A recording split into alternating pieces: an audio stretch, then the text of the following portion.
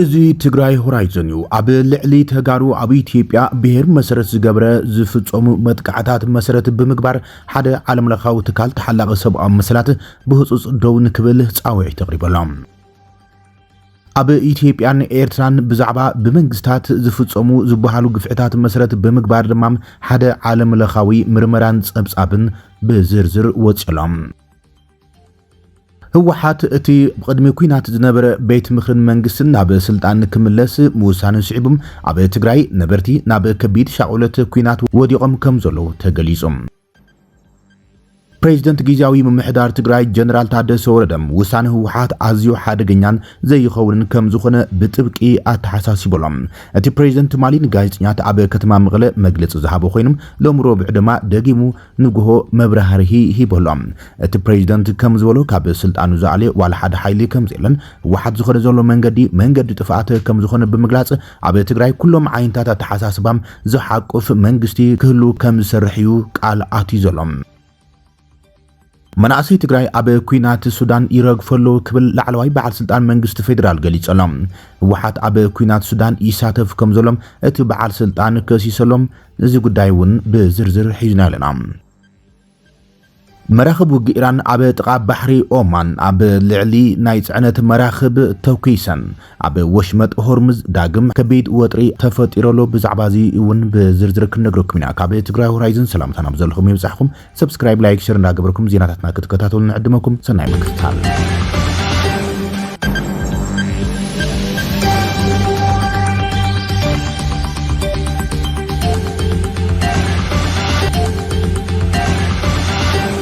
ኣብ ኢትዮጵያ ተጋሩ ብሄሮም መሰረት ዝገበረ መጥቃዕታት ይፍጸመሎም ከም ዘሎ ሂማን ራይትስ ዎች ከሲሶም ሂማን ራይትስ ዎች ኣብ ዘርግሖ ሓድሽን ዝርዝርን ጸብጻብ ኣብ ኢትዮጵያ ብፍላይ ኣብ ምዕራብ ትግራይ ኣብ ልዕሊ ብሄራት ትግራይ ዝፍጸም ዘሎም ስርዓታዊ ስደት ማእሰርቲ ምጋር ሰብኣዊ መሰላት ደው ከም ዝበለን ኣብ ሓይሉ ከባቢታት ከይተረፈ ከም ዝገደደን ገሊጾሎም እቲ ትካል ኣብ ዘውፅኦ መግለጺ ስምምዕነት ሰላም ፕሪቶሪያ ምስ ተፈረመ ልዕሊ 3 ዓመታት ድሕሪ ምጽንሖም ኣብ ልዕሊ ብሄራት ትግራይ ዝፍጸም ዘሎ ኢደወነናዊ ማእሰርቲ ዘይሕጋዊ ግፋእ ካልእ ምምሕዳራዊ ግህሰት ንህዝቢ معالتاو سقات كويني قصل كم زلق قليصم عم معراب تقراي اتكال عب ميدا مكتالن كاب منجتات استعكب حوريتان مسرت بمقبار بفلاي بشم سقات سقاتام بشم سقات سقاتا قبو مسرح زي مختالن منفس ممعنى السلام بنصر زت حسن قبو مسرح زي مختالن بزرزر سنين دلام كمتي عبد سقاب استقلت ارما باشحاز وصر تقارم قنا عب زي تقلت مداوغني مع اخلاتن مع عسكرات تعاشرهم كم زلم صدر امدما بزعبا حلواتهم حبريتا كيفوتو تخل كيلومتر يلوم زي تكبار بمسرته اقراو حقي بقديتها متفام ዝፍጠሩ ኮይኑ ህጹጽ ምርመራ ከም ዘሎ ድማ እቲ ትካል ገሊጾሎም ብተወሳኺ እቲ ትካል ኣብ ምዕራብ ትግራይን ካልኦት ዶብ ከባቢታትን ኣብ ውሽጢ ሃገር ተመዛበልትን ዝኾኑ ተጋሩ ንምምላስ ዝረኣዩ ዘሎ ዓቢ ዕንቅፋታት እውን ኣጉሊህሎም ሁማን ራይትስ ዎች ኣብ ዝርግሖ መግለጺ ተመዛበልቲ ናብ ገዝኦም ከይምለሱ ካብ ሓይልታት ጸጥታ ብዝመጽእ ምምሕዳራዊ ዕንቅፋታትን ስጋኣታትን ይኽልከሉ ከም ዘለውን እዚ ድማ ነቲ ህዝቢ ትግራይ ዘጋጥሞ ዘሎ ሰብኣዊ ቅልውላው የጋድዶ ከም ዘሎ ከይሰሎም እቲ ትካል ወሲኹ መንግስቲ ኢትዮጵያ ተመዛበልቲ ብሰላምን ድሕነቶም ተሓልዩን ናብ ቦቶም ክምለሱ ግዴቱ ከፈጽም ጻውዒ ተቕሪበሎም ውልቀ ሰባት ብስንኪ መንነቶም ጥራሕ ካብ ስራሕ ይለዩ ንብረቶም ይምንዛዕ ንማሕበራዊ ምግላል ይቃልዑ ከም ዘለውን እቲ ጸብጻብ ገሊጾሎም ማሕበረሰብ ዓለም ፍላይ ድማ ሕብራት ሃገራትን ሕብረት ኣፍሪካን ኩነታት ሰብኣዊ መሰላት ኢትዮጵያ ብፍሉይ ትኹረት ክከታተሉን ኣብ ልዕሊ ፌደራላዊ መንግስቲ ኢትዮጵያ ግዳያት ፍትሒ ክረኽቡ ኣድላይ ጸቕጢ ክገብሩ እስትካል ጸዊዖሎም እዚ መግለጺ ኣብ መንጎ ህወሓትን ፌደራል መንግስትን ዘሎ ርክብ ኣብ ፖለቲካዊ ውጥሪ ኣብ ዝርከቡልን ኣብ ውሽጢ ትግራይ ውሽጣዊ ፖለቲካዊ ንሕንሕን ቅልውላውን እናሓየለ ኣብ ዝኸደሉ ዘሎ እዋን ይወፅዩ ዘሎ ትካል ተሓላቂ ሰብኣዊ መስላት ኣምነስቲ ኢንተርናሽናል ልማም ኣብ 144 ሃገራት ዝዳሃሰ መበል 65 ዓመታዊ ጸብጻብ ዘርጊሕሎ ኣብ መላዓለም ብፍላይ ድማ ኣብ ኣፍሪካ ዘሎ ኩነታት ሰብኣዊ መስላት ኣዝዩ ዝሰክፍ ከም ዝኾነ ተሓሳሲቦም እቲ ኩነታት ሰብኣዊ መስላት ዓለም 2026 ብዝብል ኣርእስቲ ዝወፀ ሰነድ ኣብ መላእታ ኣህጉር ምልካውያን ስርዓታት ዝያዳ ይሕይሉን ናጽነት ምግላጽ ሓሳባት የጽብቡን ከም ዘለዉ ብሰፊሕ ተንቲኖሎም መንግስታት ስልጣኖም ንምሕላው ክብሎም ኣገልግሎት ኢንተርኔት የቋርጹ ሰላማዊ ሰልፍታት ብሓይሊ ይብትኑም كمون ناس أتكلات فردي يشفلوا مهلا ما تنكيهم زي بوليتيكاو تسجم زي مستي أهجراوي سبعة حاجزات بمقراصون بسنكلو تكون تات عيرز متزلوا درك إنه حجين تدميرهم نا أفريقيا عم تحتي كبيت سبعة كلراو أو دي ومير كبل سجات جري سلام أمنستي إنترناشنال أبي إرشاد زلوا كون تات سبعة مسلاتون جنا عزيو أسكافي كم زخونة بزرزر جري سلام تحاجر نربع الزمن بزيك وامن بزي ناس أتكلات أنت ما حضر مهلا زخاخرت أبصاب من جسيرتها تحتات نزبلو بحليم ينقص كم زلوا تنكيهم من መንግስቲ ነቲ ካብ 2001 ቋጽር አውሮፓውያን ጀሚሮም ዘተኣተቶ ሓያልን ምዕፋን መስረታዊ ናጽነት ኣትሩ ቀጽሉ ወላ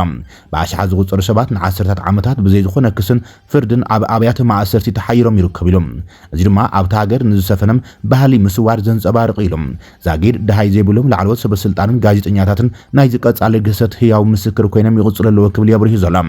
እቲ ንመንእስያት ካብ ህይወቶም ብምንጻል ከም መሳርሒ ዘገልግል ዘሎ ገደብ ኣልቦ ሃገራዊ ኣገልግሎት ኤርትራ ኣብ ጸብጻብ ባርነት ዝመስል ጉድድ ዕዮ ብምባል ተገሊጸሎም መንእስያት ካብ ስድራ ቤቶምን ትምህርቶምን ተነጺሎም ኣብ ባርነት ዝመስል ኩነታት ክሰርሑ ይግደደሎም እዚ ድማ ንቁጠባዊ ማሕበራውን ውሕስነታውን ዜጋታት ኣዕንዩ ይርከብ ኢሎም ካብዚ ሓሊፉ መንግስቲ ኤርትራ ነቲ ኣብ ውሽጢ ሃገር ዘሎ ጭቆና ናብ ደገ ብምስፋሕ ስግሮ ደባዊ ጭቆና የካይድ ከም ዘሎ እቲ ጸብጻብ ከሲሰሎም ቀጺሉ ኣብ ስደት ዝነብሩ ተቋምትን ንምሽቁራርን ንምፍራሕን ኣብ ዓዲ ዘሎ ቤተሰቦም ንሓደጋን ምቅላዕ ቆንስላዊ ኣገልግሎት ምኽልካልን ስለላ ምውፋርን ከም ቀንዲ ስልቲ ይጥቀም ከም ዘሎ እቲ ጸብጻብ ወቂሰሎም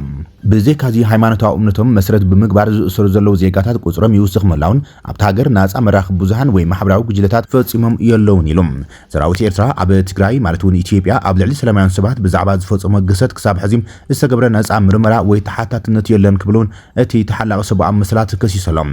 ኣምነስቲ ኢንተርናሽናል መንግስቲ ኤርትራ ንኩሎም ፖለቲካውያን እስራት ክፈትሕን ሃገራዊ ኣገልግሎት ናብ ሕጋዊ ገደብ ግዜኡ ክመልስን ጻውዒት ተሪቦሎም ብዛዕባ ኢትዮጵያ ኣብ ዘቕረበ ጸብጻቡን እቲ ሃገር ድሕሪ ስምምዕነት ሰላም ፕሪቶሪያ ናብ ምርጋእ ክትመጽእ ተጽቢቱ ኳ እንትነበረም በአንጻር ግን ኣብ ሓደስቲ ዙርያ ግጭታት ትሽመም ከም ዘላ ኣገንዚቦም ኣብ ክልል ኣምሓራ ሰራዊት ምክልኻል ኢትዮጵያ ምስ ፋኖ ኣብ ዝገብሮ ዘሎ ውግም ብድሮን ዝካየዱ መጥቃዕታት ኣብ ልዕሊ ሰላማዊ ሰባት ጅምላዊ ቅትለት የውርዱ ምህላዎም ኣምነስቲ ኣረጋጊጸሎም ኣብ ትግራይ ዝተፈጸመ ገበናት ውግን ጾታዊ ዓመፅን ዝምልከት ንግዳዊ ዝኸውን ፍትሒ ይኸውን ናጻ ምርመራ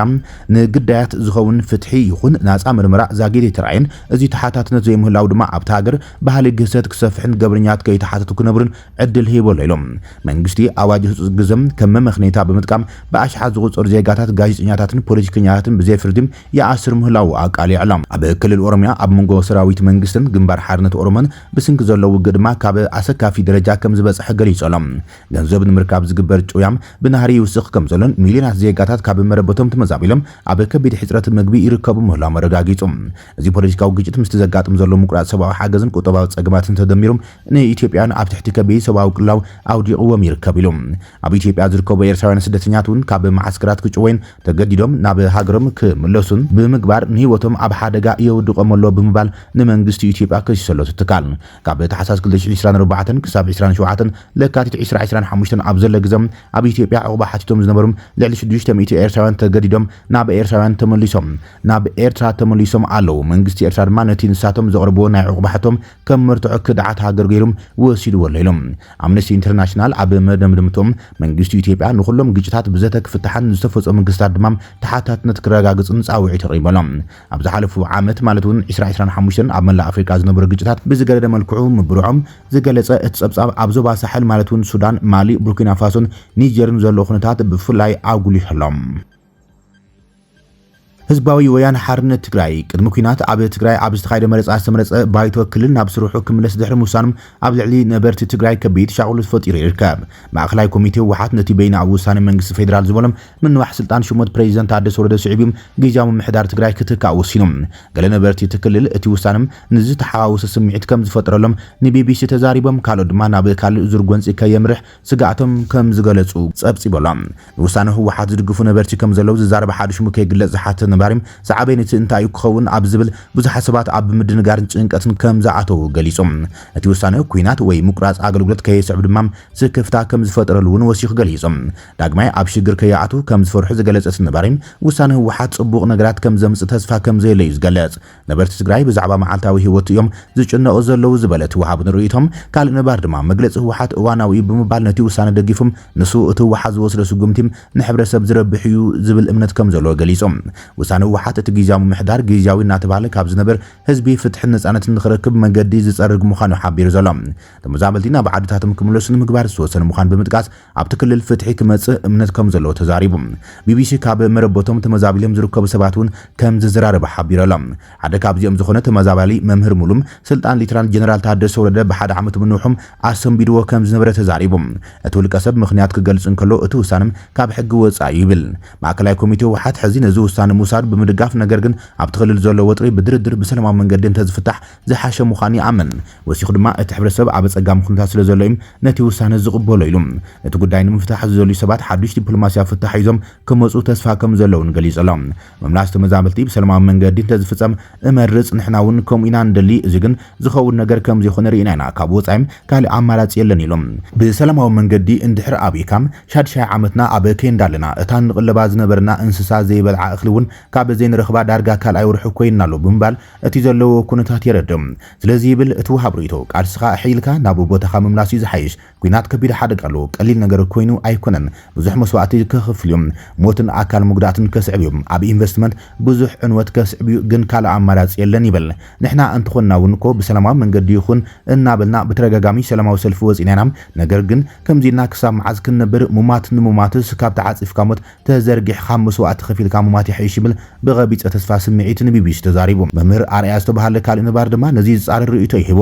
ንሕብረተሰብ ማእከል ዝገበረ ኣይኮነን ንሕብረተሰብ ዝጠቅም ድዩ ኣይጠቅምን ተባሂሎም ዝተወሰነ ኣይኮነን ይብል እቲ ውሳነ ምስ ህዝቢ ብምምኽኻር ከም ዘይተወሰደ ዝገለጸ እቲ ነባሪ ነዚ መርገጺ ህወሓት ኣይቕበሉን ይብል እቲ ነባሪ ንቢቢሲ ኣብ ዝሃበ ቃል ሰላም ዝረጋገጽ ንዝርብ ትኩረት ዝገብረ ውሳነ እንተኮይኖም ብምባል ምስ ግዝያዊ ምምሕዳር ይኹን መንግስቲ ፌደራል ብምዝራብ ዘይኮነስ ብውልቆም ዝውስንዎ ስለ ዝኾነም ከም ዘይቕበሎ ኣስሚሩሎም ናብ ኩናት ከምርሒ ይኽእሉ ዝብል ስክፍታ ኣለኒ ዝበለት ነባሪ እዚ ድማ ኣብቲ ሕብረተሰብ መከራ ከስዕብ ከም ዝኽእል ገሊጾሎም ውሳነ ህወሓት ኣብ ህዝቢ ትግራይ እንታይ ዓይነት ጽልዋ ከም ዘለዎም ንነብስና ክንሓትት ኣለና ዝበለት ነባሪ ብኩናት ተሃሲና ኢና ቁጠባና ደቂቕ እዩ ናብ መረበቶም ዘይተመለሱም ብጥሜት ዝጥቅዑ ተመዛበልቲ ኣለዉ ክብል ገሊጾም እቲ ቀንዲ ሕቶ ነዞም ጸገማት ብኸመይ መፍትሒ ንረክብ ዝብል ይብል ብዝኾነ ይኹን መንገዲ ኩናት ኣይድግፍን ንምንታይ እንተልኪ በቲ ዝሓለፈ ኩናት ዝመጽእ ለውጢ የለን ተንጠልጢሉ ዝቐጸለ ነገር እዩ ዘሎ ሕዚ ኸ ካልእ ህልቂት ተፈጺሙ እንታይ ክርከብ ውዕሊ ፕሪቶሪያ ኣሎ ብኡ ኣቢሎም ጸገሞም ዘይፈትሑ ብምዝራብን ብንግርን እዩ ክፍታሕ ዘለዎ ባህሊ ክብል ምፍራስ ውዕሊ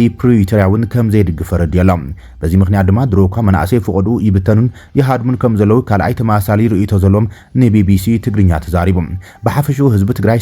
ሰላምን ጥራይ ዝደሊ ሰሰሪሑ ክበልዕን ደቁ ከዕብን እዩ ዝደሊ ምክንያቱ ናይቲ ዝሓለፈ እኳ ዓብይ ጅግነት ዝተፈጸመሉ ኣብዚ እተ ዝበሃልን ክብርን ምስጋናን ዘይተዋሃበሉም ሕዚ መን ይክዋጋዕ ብዊልቸርን ብክራንች መዓት መንእሰይ ዘሎም ነዚ እናረእኻ ከመይ ጌርካ እዩ ኩናት ዝምረጽ ብዝኾነ ይኹን ኩናት ክንጽየፍ ኣለና ብምባል እዮም ንቢቢሲ ርእይቶኦም ሂቦም ፕሬዚደንት ጊዜያዊ ምምሕዳር ትግራይ ጀነራል ታደሰ ወረደ ኣብ ልዕሊ ህወሓት ደጊሙ ከቢድ መጠንቀቕታ ኣስሚዕሎም ናይ ነውረ ካይዳ ደው ክብል ኣብ ትግራይ ቅጥዒ ፖለቲካ ጠፊኡ ከም ዘሎ እቲ ፕሬዚደንት ኣተሓሳሲቦም ህዝቢ ኣብ ዝወሳነ ወቕቲ ግጭት ዘይዕድም ስግግር ኩሉ ክድግፍን ክቋምን ኣለዎ ክብል ወሲኹ ፕሬዚደንት ታደሰ ወረደ ገሊጾም ፕሬዚደንት ጀነራል ታደሰ ወረደ ትማሊ ዝሃቦ ጋዜጣዊ መግለጺ ሎሚ ረቡዕ ንጎህ ድማ ተወሳኺ መብርሂ ይብሎም ማእኸላይ ኮሚቴ ህወሓት ዝወሰኖም ነባር መንግስቲ መለስ ዝብል ንሶም ናብ ዝርከቦም 9 ኣባላት ዘለዎ ካውንስል ከም ዘይቀረበም ቀሪቡን እንተኾነ እቲ ካውንስል ካብ ብምፍላጥ ሰጊሩም ኣብቲ ውሳነ ለውጢ ከም ዘየምጽእ ሓቢሮሎም ድሕሪ ውሳነ ከተማ ኣክሱም እቲ ውሳነ ምስ ዝፈጽሙ ኣመራርሓ ህወሓት ከም ዘይተራኸበን ይኹን እምበር ብተናጸል ዘይኮነስ ብዝተወደበ መልክዑ ክዝትየሉ ድሌት ከም ዘሎ ይገሊጾም ነባር መንግስቲ መለስ ዝብል ውሳነ ህወሓት ሓደገኛን ተወሳኺ ጎንፅን ጥፍኣት ዝዕድም እቲ ውሳነ ብውን እንተዘይተተግቢሮም ውድቀት እምበር ዓወት ከም ዘይርከብ ይገሊጹ ተፈጢሩ ዘሎ ዘይርጉዕ ፖለቲካዊ ኩነታት ከረጋግዕ ዝኽእል ኣማራጺ ሓሳብ ከም ዘሎም ኣማራጺ ሓሳብ ባዕሉ ሓዊሱም 9 ኣባላት ናብ ዘለዎ ካውንስል ክቐርብ ድሉ ከም ዝኾነ ይገሊጾም ሚድያት መንግስቲ ስለ ዝተጨወያም ትማሊ ሚያዝያ 13/2018 ዓ.ም ዝሃብዎ መግለጺ ኣዛቢዕን ከም ዘቕረቦም ንኣብነት ስልጣን ክለቅቕ ኢሉ ዝብል ዘይተባሃለ ምዃኑ ጠቒሱ ብርሄሎ ጀነራል ታደሰ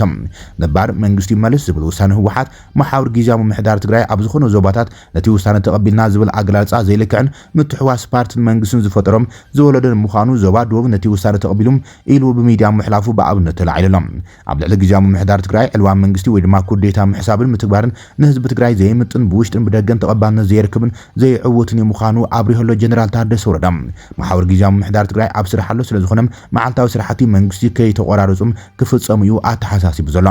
ብዋዕዋዕን ውሳነ ዕስለን ስልጣኑ ከም ዘይለቀ ኩሉ ትግራዋይ ነዚ ካብ ሽግር ናብ ሽግር ዘሰጋግር ተግባር ከይፍጸም እጃሙ ከበርክት ከም ዝግባእውን ጀነራል ታደሰ ወረደ ናይ ቃልሲ ጻውዒት ንህዝቢ ትግራይ ኣቕሪቦሎም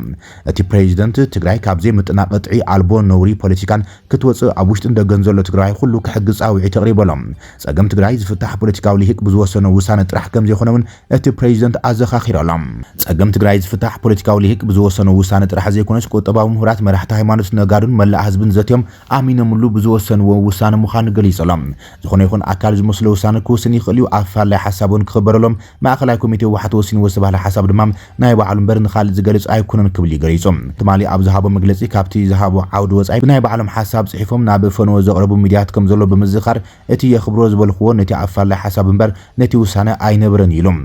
ዘሎ ዝተሓላለኸ ጸገም ትግራይ ልዕሊ መንግስቲ ውድብ ህወሓትን ካልኦት ፖለቲካዊ ውድባትን እዮም ዝበለ እቲ ፕሬዚደንት ጸገም ትግራይ ዝፍታሕ ውሕዳት ብዝወሰንዎ በይናዊ ውሳነ ዘይኮነስ ህዝቢ ዘትዩን ኣሚኑልን እንትውስን ኢሎም ትግራይ ኣብ ተኣፋፊ ዞባ ኣብ ዘላትሉን ብዙሓት ተጋሩ ጉዳይ ትግራይ ይግባእን እዩ ኣብ ዝብሉሉን ግዘም መዋጽኦ ትግራይ ኩሉ ትግራይ ኣሳቲፍካም ክውሰን ዘለዎ ምዃኑ ይገሊጾም ሕዘሎ ኩነታት ጉዳይ ምዝነት ኣይኮነን ክኸውን እውን ኣይግባን ጸገም እንተልዮም እውን ተዋዓልቲ ወግናት ኣለዎ ምዝራብ ይካልዮም በይነይ ዝበልኮ ይኹን ዝብል ባህል ግን ክልወጠሎም ወዲና ኢና ወሲና ኢና ዝብል ተረኽ ክህሉ የብሉን እዚ ንህዝቢ ትግራይ ናብ ዘይኮነ ሓደጋ ዘእትዩ ዝበለት ፕሬዚደንት ባህሪ ግዝያዊ ምምሕዳር ብዘይ ገንፂም ናብ መረፃ ምስጋር ምዃኑ ይገሊጾም ብስምዒታዊ ውሳነ ምውሳን ዘይኮነስ ካብ ሕልፍ ጌጋ ተማሂርካም ህልው ኩነታት ተረዲኻ ብዙሓት ሓሳባት ዘለዎም ተጋሩም ኣሳቲፍካን ዘላ ጸባብ ዕድል ተጠቒምካም ውሕስና ትግራይ ንምርግጋጽ ከም ተጋሩም ሰሚርና ብውሕል መንገዲ ክንሰርሕ ኣለና ክብል ገሊጾሎም እዚ ከምዚ ኢሎም ከሎም ህወሓት ህዝባዊ መንግስትና ንመኸተና ብዝብል መሪ ሓሳብ ሎሚ ኣብ ከተማ መቐለ ንኹሎም ካድረታቱ ጸዊዑ ኣብ ሓወልቲ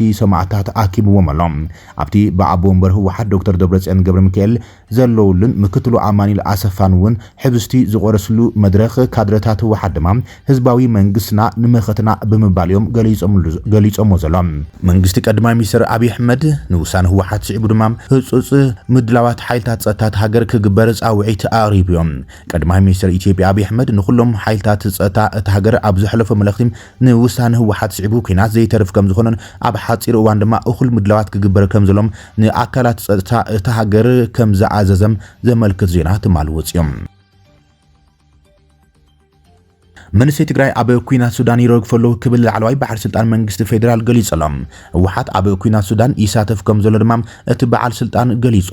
ሚኒስትር ቆላማ ከባቢታት ኢትዮጵያ ዶክተር አብርሃም በላይም ዓይነ መርፉእ ዝጠፍኦ ቋም ህወሓት ኣብ ምፍጻም ውዕሊ ፕሪቶሪያ ከበቲ ጥሕሳታት እናፈጸመ ከም ዝመጸ ገሊጾሎም ኣብ ጉዳይ ተመዛበልቲ ዝምልከት መንግስቲ ፌደራል ተመዛበልቲ ናብ መረበቶም ተመሊሶም በዓለም ብበዓለም እናመሓደሩ ዕድሎም በዓለም ይወስኑ ዝብል መርገጺ ከም ዘለዎ ዝገለጸ ዶክተር አብርሃም ህወሓት ድማ ኣይ ተመዛበልቲ ናብ መረበቶም ዝምለሱም ውድቦም ህወሓት ኣድሒኖም ምስ ውድቦም ይከኣቱ ዘሎም ብምባል ከም ዝዕንቅፍ ወቂሱ ዘሎም እቲ ሓቂ ድማ ውድብ መዓዝ ከም ትድሕን ብኸመይ ከም ትድሕን ጠፊዎም ንሰለስተ ዓመታት ኣብ ኣኼባን ዕንክሊልን እዮም ዝርከቡ ክብልን ህወሓት ገሊጽዎም ኣሎም ዶክተር አብርሃም በላይ ብምቕጻል ኣብ መንጎ ክልላት ኣምሓራን ትግራይን ዘዋጡ ዝበሎም ግዛእታት ዝምልከት ድማ መንግስቲ ፌደራል ዘሰሓቡ ቦታታት ብመሰረት ሕገ መንግስትን ውዕሊ ፕሪቶሪያን መዕለቢ ክረኽቡ ይግብኦም ዝብል መርገፂ ከም ዘሎም ህወሓት ግን ሓደ ግዜ ዘሰሓቡ ቦታ የለን ይብል ካልእ ግዜ ድማ ግዝያዊ መንግስቲ ከምዚ ዓይነት ማንዴት የብሉን ብምርጫ ሕጋዊ መንግስቲ ክሳብ ዝምስረት ክጸንሕ ኣለዎ እዮም ዝብሉ ይብል በተግባር ድማ ይብል ዶክተር አብርሃም ፍጥነት ህዝቢ ዝመረጾ መንግስቲ ከይምስረት በዓለም ህወሓት እዮም ዝዕንቅፉ ዘለው ኢሎም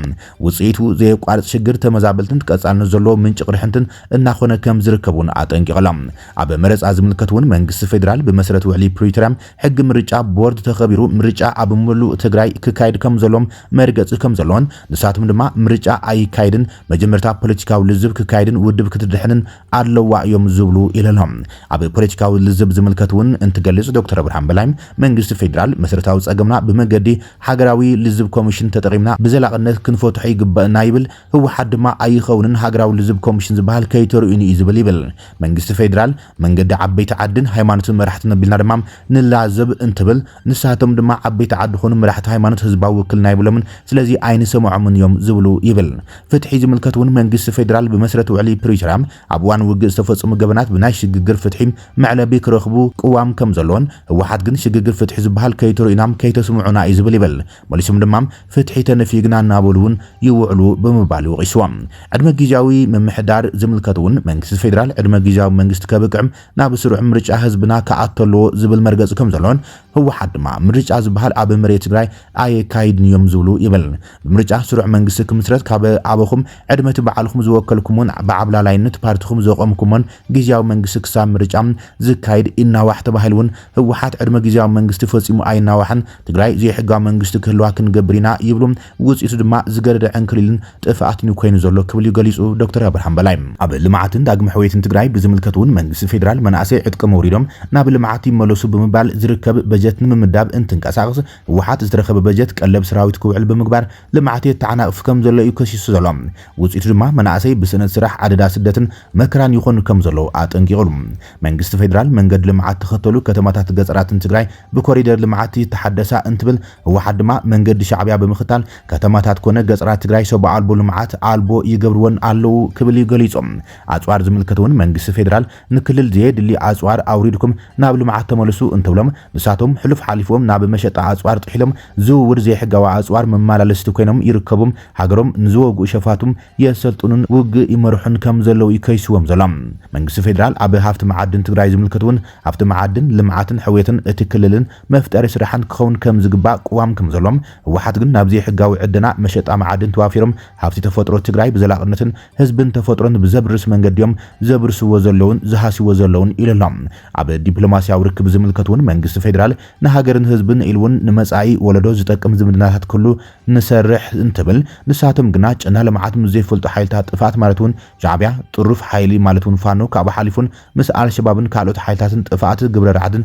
ይዛመዲኦም ዘለው ኢልዎም ኣሎም መንግስቲ ፌደራል ሰላምን ልምዓትን ክነረጋግጽ ዝተዓጠቐ መንእሰይ ብዲዲአር ተሰናቢቱም ናብ ስራሕ ከኣቱም እቲ ሲቪል መንእሰይውን ዕድል ስራሕ ንፍጠረሉም ዝብል ቋም ከም ዘለዎ ዝገለጸ ኮይኖም ተወሳኽቲ መናእሰይ ከካብ ስድሮም ስርሖምን እናገፈፉም ናብ ተዓሊም ይወስድዎን የሳቂዎን ከም ዘለው እዮም ዶክተር አብርሃም በላይ ገሊጾም ከም ውጽኢት ድማ መንእሰያት ትግራይ ዓዶም ገዲፎም ኣደዳ ስደትን ሞትን ይኾኑ ከም ዘለው ገሊጹ ዘሎም ምጥያሽ ሓቋፊ መንግስትን ሓድነት ህዝብን ዝምልከቱን መንግስቲ ፌደራል ኩሎም ሓይልታት ትግራይ ዘሳትፍ መንግስቲ ይቆም ህዝቢ ትግራይ ኣይከፋፈል ዝብል ቋም ከም ዘለዎን ንሳቶም ንኩሎም ፓርቲታት ኣባይሮም ንባዕሎም ተኸፋፊሎም ንህዝቢ ብዞባን ወረዳን ይኸፋፍልዎ ከም ዘለዎም ዶክተር አብርሃም በላይ ንመራሕቲ ህወሓት ከይስዎም ዘሎም ኣብ ትግራይ መንግስቲ ፌደራል መሬት ከተማታት ንህዝቢ ብዘይጠቅም ኣገባብን ሕጊ ብዘይተኸተልን መንገዲም ኣይተተዓዳደሉ እንትብል ህወሓት ድማ መሬት ህዝቢ ካብ ሕጊ ወፃን ንውልቀ ረብሓን ከም ተራ ሸቐጥ ይፃወትሉ ይውዕል ኣለዎ ኢሎ ዶክተር አብርሃም ኣብ ጎረባብቲ ሃገራት ጣልቃ ምእታው ብዝምልከቱን መናእሰያት ትግራይ ኣብ ርእሲ ሕማምን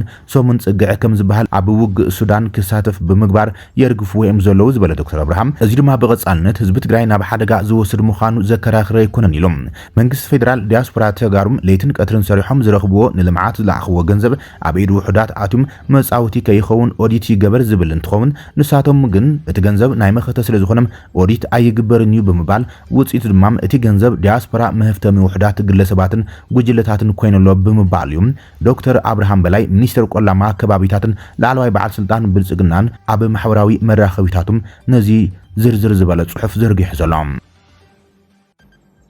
መራኸብ ውግእ ኢራን ኣብ ጥቓ ባሕሪ ኦማን ኣብ ልዕሊ ናይ ጽዕነት መራኸብ ተኩይሰን ኣብ ገማግም ባሕሪ ኦማን ብመራኸብ ኩናት ኢራን ኣብ ዝተኻየደ ውግም ጠበንጃ ሓንቲ ናይ ጽዕነት መርከብ ከቢድ ጉድኣት እኳ እንተበጽሐም ዝኾነ ኣብ ልዕሊ ሰብ ዝበጽሐ ጉድኣት ከም ዘሎ ግን ዛጊድ ኣይተጸብጸበን እቲ መጥቃዕቲ ካብ ኦማን ንሰሜናዊ ምብራቕ ኣሳት 15 ማይል ስርሒቓ ዝተፈጸመ ኮይኖም ምስኮር ሓለዋ ሰውራ ኢራን ዝተኣሰራ መራኸብ ውግእ ናብታ መርከብ ቀሪበን ተውሲ ከፊተን ኣብቲ መጥቃዕቲ ድልድል እታ መርከብ ኣዝዩ ተሃስዩ እኳ እንትነበረም ኩሎም ኣባላት እታ መርከብ ግን ውሑሳት ምዃኖም ተረጋጊጾሎም ምንጭ ጸጥታ ባሕሪ ከም ዝልዎ እታ ባንዴራ ላይበርያም ዘለዋ መርከብ ብመጻቦ ሆርሙዝ ክትሓልፍ ሙሉእ ፍቃድ ከም ዘለዋ ሓቢሮም ይኹን እምበር ምስ ኢራን ዝተኣሰሩ ምንጭታት እታ መርከብ ቅድሚቲ መጥቃዕቲ ንዝተዋሃበ መጠንቀቕታ ዕሽሽ ብምባላም ዒላማ ከም ዝተገበረት ገሊጾም ኣሎም እዚ መጥቃዕቲ ዝፍጸም ዘሎ ኢራን ኣብ መጻቦ ሆርሙዝ ዘለዋ መትሓዚም ኣብ እተጽንዓሉን ኣሜሪካ ድማ ኣብ ንጥፈታት ባሕሪ ምጭናቕ ኣብ እትቕጽለሉ ዘላ እዋን እዚ ድማ ኣብቲ ዞባ ዘሎ ውጥሪም ዝያዳ የጋዶ እዩ ዘሎ ፕሬዚደንት ዶናልድ ትራምፕ ነቲ ተኽሲ ዶ ምባል ንምንዋሕ ዝወሰነ ኮይኖም ንዲፕሎማስያዊ ዝርብ ጸቢብ መስኮት ዕድል ምዃኑ ብምሕባር ኣብ ባሕሪ ዝካየድ ዘሎ ግጭት ግን እቲ ኩነታት ብሓደጋ ዝመልኦ ምዃኑ ዘርኢ ይብል ጸብጻብ ሮይተርስ ክብራትን ፍትዋትን ተኸታተልቲ ዜናታትና ነዚ ሰዓት ዝበልናዮም ሓደሽቲ ምዕባለታትን እዋናዊ ዜናታትን ኣብዚ ኣዚምናልና ንምክትታልኩም ነመስግን ሰላም